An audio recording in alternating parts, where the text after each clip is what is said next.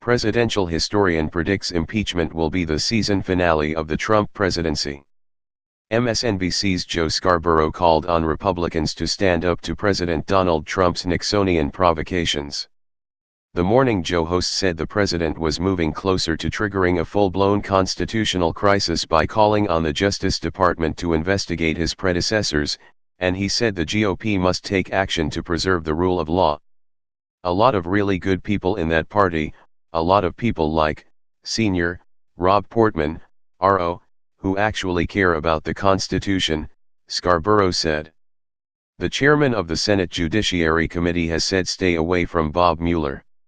You've had a lot of people who came out, good, decent, honorable, upstanding citizens. This puts more pressure on them, a president who only can be described this weekend as Nixonian, he added. This is a lead-up to the Saturday Night Massacre. So what does, say, Sr., Joni Ernst in Iowa do about this? What do other good Republicans in the Senate and the House do about this? MSNBC's Elise Jordan, a former Bush White House and State Department aide, said Trump has been warned repeatedly not to interfere with the special counsel, but she worried that he would be unable to control his own worst impulses. I feel there has been a coordinated Republican effort to impress upon him that firing Bob Mueller would really be the fracture and upset the tenuous alliance that exists right now that's condoning of this behavior from Donald Trump, Jordan said. The question I have, can Donald Trump ever control his impulsivity enough when he really is threatened to not do that? Scarborough said, flatly, no, and Jordan said the president's behavior on social media this weekend was part of a worrisome pattern. After what he did this weekend, this was not some well-thought-out grand strategy, Jordan said. This was Donald Trump mouthing off on Twitter, exercising his Twitter hand. On Sunday morning, the morning other presidents previously went to church, Donald Trump is having a Twitter war.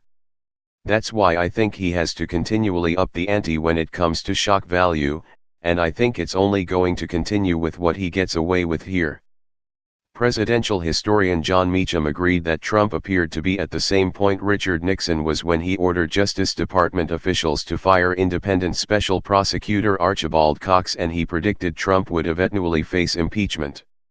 One Nixonian element here that hasn't gotten a whole lot of attention, at least explicitly, is both Nixon and Trump have an ongoing obsession with their former opponents in a way that I think shapes what they do in deleterious ways, to say the least, Meacham said. He said Nixon justified his White House recordings by saying that Franklin D. Roosevelt and Lyndon B. Johnson had done it, and he was obsessed with the president who had defeated him in 1960. He was always obsessed with what President Kennedy had gotten away with, in his view, and remember, of course, that's clearly true with President Trump, with an obsession with both Obama and Secretary Clinton, Meacham said. He said the midterm elections would play a crucial role in determining Trump's fate. The most important political story in the country right now, in many ways, are those 435 House races, Meacham said.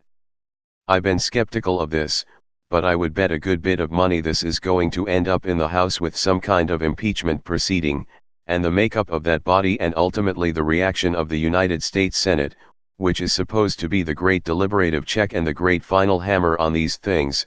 I think we're going to end up that's going to be the season finale of this.